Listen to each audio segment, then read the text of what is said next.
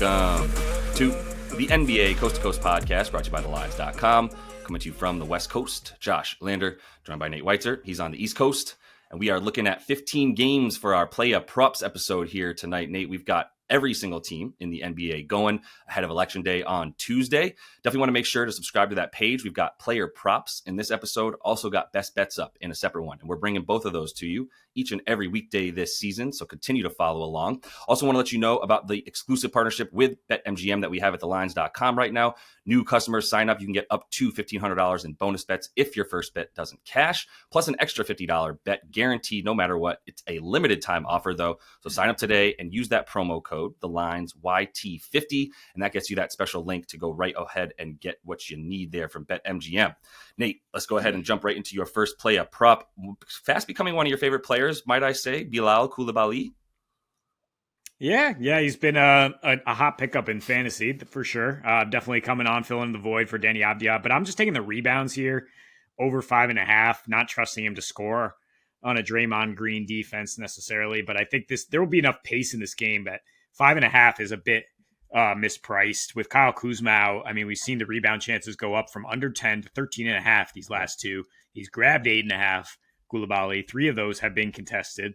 And I mean, he's certainly playing well enough offensively to just stay on the floor, not to mention the fact that the Wizards don't have any reason to play veterans behind him. I don't think Joval, who has been getting about 13 rebound chances this year, is going to be out on the floor very much either against a Warriors team that's spreading people out and hoisting threes and might have Steph Curry back, which would certainly increase the pace of this one. Like, they've been slow the last 3, 2 of those against New Orleans, a very shorthanded New Orleans team, and then Houston, of course, but they really struggled against the athletes that Houston brought to the table, right? Going to overtime, we saw Tari Eason and Amen Thompson combined for 45 and 20. And so Coulibaly's one of the best athletes the Wizards have, if not the best. They play very fast, of course. They're coming off a season low in pace because they were in Mexico City against the Heat, but otherwise they're going to be up there in that like 104 range.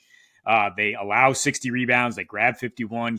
Golden State, because of that pace, they allow 56. They grab 58.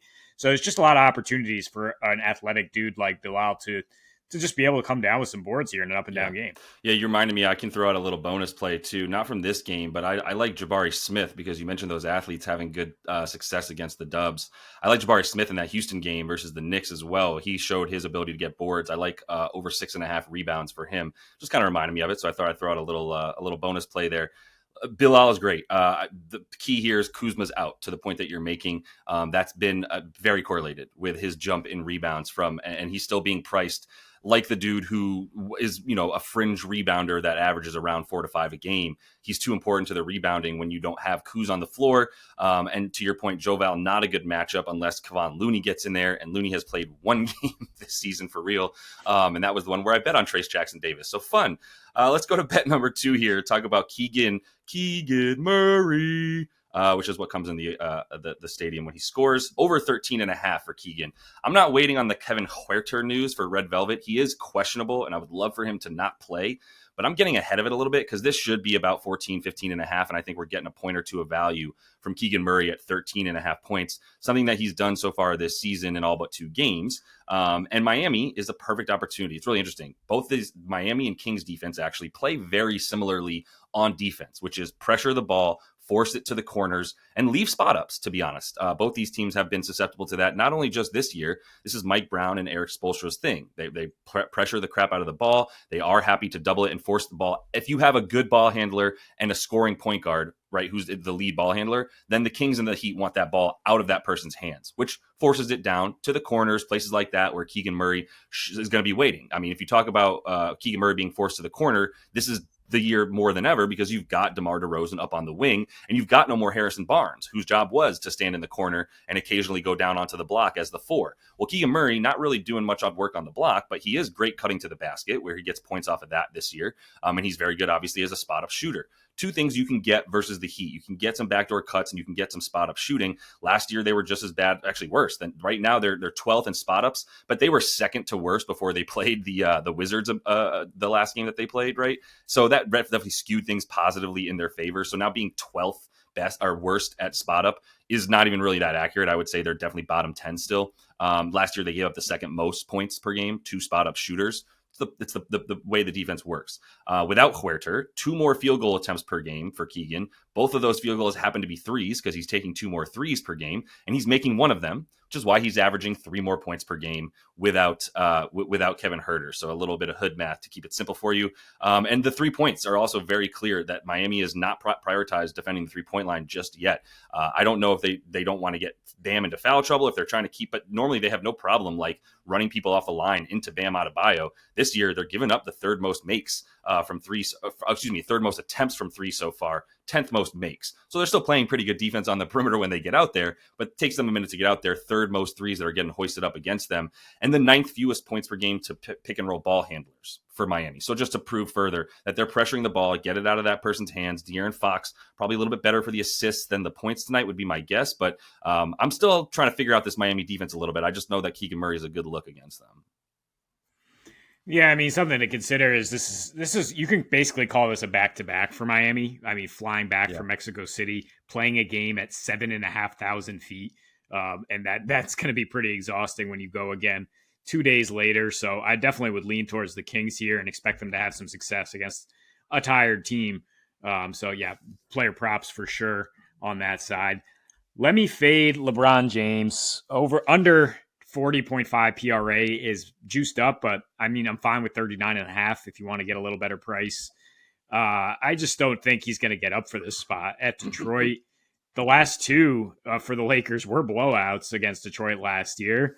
So he played 30 minutes a game. He came up with 35 PRA, a little bit of a sweat, but look, we're seeing him finally start to slow it down, right? And even playing 36 minutes on Friday and having 2 days off, I don't necessarily expect him to go that hard again. That was against Toronto, a team that's just been up and down and letting you get anywhere you want on offense. The Pistons defense has been about average, but solid in the areas you need to limit LeBron. 8th in paint points allowed, 10th in assists allowed, and they buckled down in the second half, 4th in second half points. And that's when we've seen LeBron actually get over this number, right? Is when he's like, okay, team needs me, turn it on. Like his usage rate goes up 5%, AD's goes down 2% when we go to the second half. So, I mean, that's kind of what we've seen from the JJ Redick Lakers is like establish AD early, get it to AD. He's driving more. Austin Reeves is driving more. And LeBron is driving way less, or he's way less efficient on his drives. It's crazy to see these numbers. Only shooting 31% on his 8 drives this year. Last year, he shot 60% on 2 more drives per game. That was where 80% of his points came from. So if he just doesn't have that second gear to get to the basket, you can't really count on him to get the 25. And then you're counting on a lot of rebounds and assists in a game that could be a blowout, might be choppy, might just be not really worth his time to a degree or effort. So, yeah, I think there's a lot of ways that this under comes Agreed, yeah. Look, man, I've been calling the decline of LeBron for the last 15 years, and I'm finally right. So, I mean, yeah, to your point, like this is starting to be it, man, in terms of not necessarily his effectiveness, by the way, more so just the spots that he has to choose and how he gets his points. Bully ball is going to be a little bit harder to come by for him.